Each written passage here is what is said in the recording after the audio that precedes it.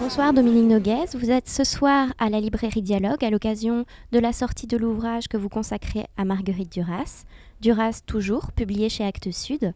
En premier lieu, pourquoi ce titre ? Parce que j'avais écrit un livre qui s'appelait Duras Marguerite et je voulais reprendre pour le deuxième livre que je lui consacre, un titre du même genre. Et puis, le thème central au fond de ce livre, dans ses différents aspects, c'est la survie de Duras. Comment expliquer qu'elle soit toujours aussi présente ? Donc, c'est comme si elle n'était pas morte, elle est toujours là. Pouvez-vous nous parler des livres publiés que l'on a retrouvés et que l'on associerait à Marguerite Duras ? Ah oui, je parle d'un livre dont j'ai trouvé un exemplaire à Paris, chez un bouquiniste, qui a été publié en 1941, qui s'appelle L'heure chaude et qui est signé M. Donadieu. C'était le premier nom de Marguerite Duras. M, c'est comme Marguerite. Mais en fait, pour aller vite, je vous dirais que il y a au moins autant de chances que ça ne soit pas d'elle que ça soit d'elle.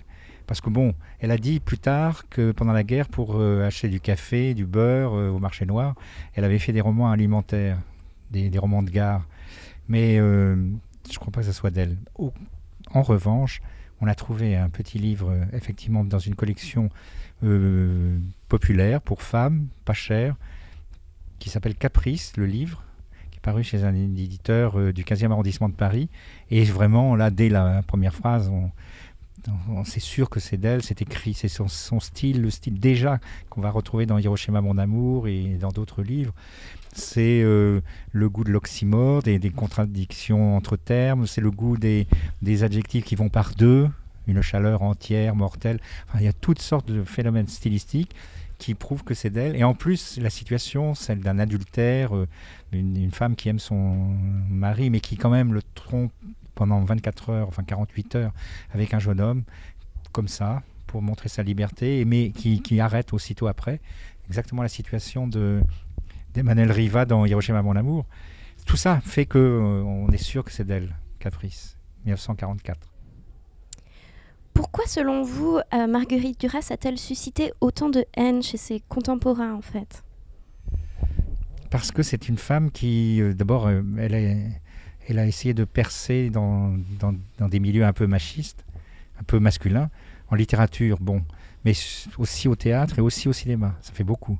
Il a fallu qu'elle s'impose. Donc elle a été l'objet elle a bataillé, elle a eu affaire à des milieux qui lui étaient assez hostiles et elle s'est un peu durcie. Et à partir du moment où elle tenait tête, et elle tenait tête magnifiquement, y compris dans les conférences de presse ou à la radio, quand on lui posait des questions, elle répondait toujours sans se démonter, toujours de façon très convaincante. Elle a agacé, elle a beaucoup agacé, plus que les femmes de son époque comme Françoise Sagan ou Simone de Beauvoir. Encore que Simone de Beauvoir a aussi un peu agacé, et je trouve que au fond, le fait d'avoir des détracteurs, c'est la preuve qu'on est un grand écrivain, finalement. À propos du cinéma, pouvez-vous nous dire quel rapport entretient Marguerite Duras avec l'art cinématographique ? Eh bien, pour moi, elle a fait 2 ou 3 films qui méritent de rester dans l'histoire du cinéma. Et India Song, pour moi, est un chef-d'œuvre. Mais pas seulement pour moi, il y a des gens, et pas seulement en France, qui sont vraiment fascinés par ce film, où il y a des innovations techniques, mais aussi il y a une espèce de caractère envoûtant, renforcé par la musique de Carlos D'Alessio, le fameux air d'India Song, qui a été chanté d'ailleurs par Jeanne Moreau. Elle a fait aussi Le Camion, qui a été montré à Cannes, en sélection officielle d'ailleurs, avec Depardieu. Je vous dis, il y a vraiment 4 ou 5 films d'elle, parce qu'elle en a fait finalement une dizaine, dont des courts-métrages, mais il y en a 4 ou 5 qui méritent vraiment de rester. Et elle a été comme elle a retrouvé le cinéma au fond un peu, elle a réinventé un peu le cinéma au début. Elle s'est lancée comme ça, un peu sans savoir ce qu'elle faisait, en tâtonnant, mais voilà, elle a trouvé des choses extraordinaires. Puis alors, il y a le texte, il y a toujours le texte. Que représente cette lettre posthume que vous nous livrez à la fin de l'ouvrage?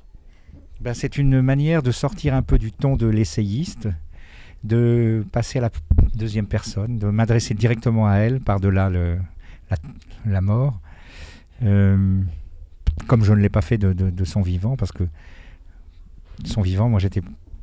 Elle aimait bien qu'on l'admire,